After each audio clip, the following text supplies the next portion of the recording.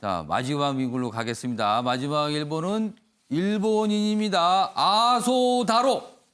일본의 부총리예요. 그리고 재무상. 우리로 치면은 기획재정부 장관 정도 되는 위치인데 상당히 위상이 강합니다. 어떻게 보면은 막강한 정치인이라고 통하죠? 내용 보겠습니다.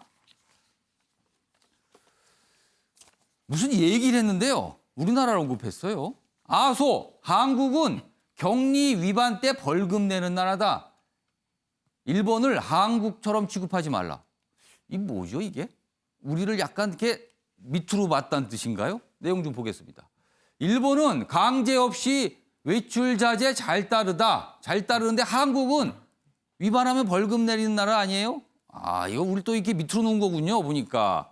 다른 나라 무시하며 또 일본의 민도 자랑을 했다는 거예요. 이 정도면 자랑질 아닙니까 이거? 그러자 야당 정치가 자격 없다 이런 비판이 나왔다고 합니다. 무슨 말을 정확히 했는지 좀 더 보겠습니다. 아소 부총리가 이런 얘기를 해요. 정부가 외출 자제를 요청한 것만으로 국민이 모두 열심히 동참했다. 국민 퀄리티가 높지 않느냐 자랑한 거예요. 이어서 한국과 같은 취급을 하지 말아달라. 이거 듣는 한국인은 기분이 안 좋습니다. 이거 지금. 한국은 엄하게 정해서 하고 있으니 위반이다라고 하면 바로 벌금이 얼마란 예의가 된다. 일본이 낫다 이런 걸 우리를 또 끌어들여서 앞서서는요. 유럽 국가나 미국을 겨냥했고 민도가 낫다는 식으로 얘기를 했고 또 한번 논란이 됐었는데 이번에는 우리나라 얘기를 합니다. 자, 관련 영상 준비했는데요. 확인해 보겠습니다. 東アジアの中では、中国、韓国、台湾と比較すると日本が一番ございます。この安倍・麻生理論からしますと、日本の民度、東アジアで最悪ということになってしまいますが、そういう認識なんでしょうかね。強制力がありませんからね、うちの方は。強制力になってやってんだから、韓国と一緒にせんでくださいよ。違反でしたらって言ったらすぐいくらって話になってますんで。 자, 이거 박상희 교수님한테 질문드릴게요. 왜 이러죠? 이분은 사실 또 우리나라 관련 망언을 또 많이 했어요 그동안. 그 맥락인가요?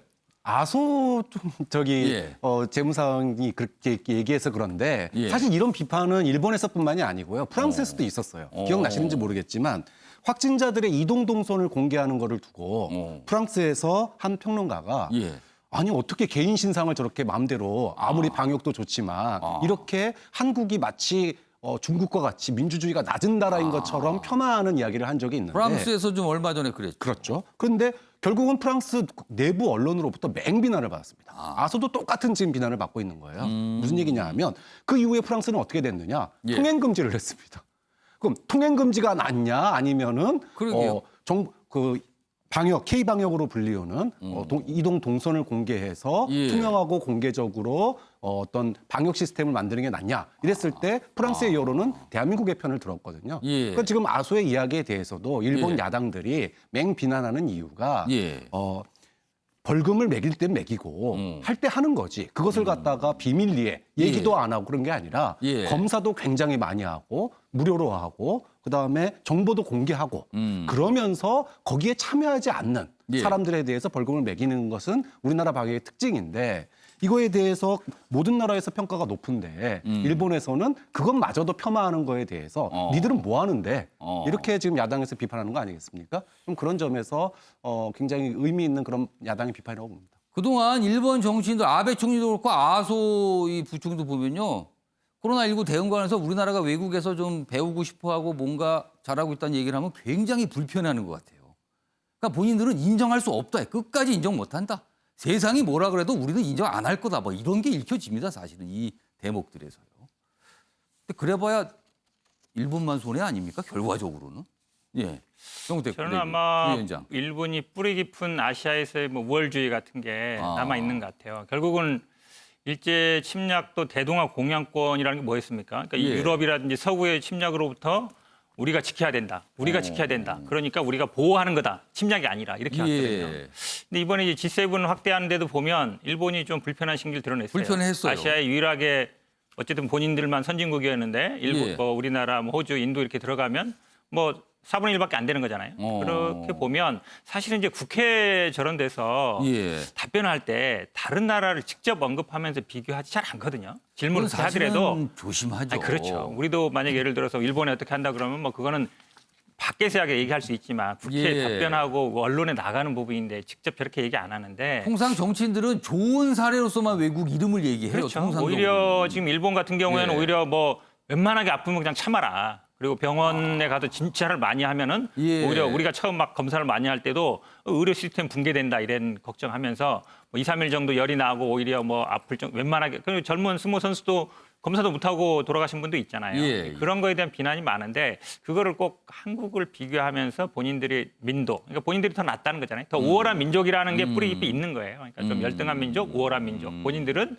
아시아에서 그래도 다른 민족, 예. 다른 나라들보다 낫다. 이런 어떤 뿌리 깊은 우월주의가 남아 있는데 저는 좀 위험한 사고다라고 봐요. 이게 저는- 확대되면 뭐 이제 아까 말씀드린 예. 이제 그런 뭐 침략이라든지 이런 걸로도 나갈 수 있는 거거든요. 저는 뭐 예. 이준석 문제가 선수. 있다고 이제 봅니다. 그 아소 이제 부총리가 이야기한 민도라는 발언은 예. 뭐 민도에 여러 가지 해석이 있을 수 있겠지만은 지금 봤을 때는 전체주의적 사고를 이야기하는 것 같은데 그런 전체주의적 사고와 수능적 사고 때문에 저는 일본의 그 아까 대동아 원건 얘기했지만은 전쟁에서의 말도 안 되는 상황들, 뭐 카미카제 전 세계가 다 압니다. 그거 무슨 일이 있었는지. 카미카제 무슨 예, 만세 돌격부터 예. 해서 이런 것부터 해서 그런 전체주의적인 예. 요소가 갖고 왔던 불합리한 면도 있었고 또 반대로 그런 어떤 수능적인 자세 때문에 그 전후 질서가 미군에 의해서 재편된 것이지 민주화 운동을 경험한 나라가 아니라는 것 이게 전부 다 예. 그 부수적인 효과라는 것을 예. 알면서 얘기하는지 잘 모르겠습니다. 예. 더 이상 얘기할 필요가 없을 것 같아요.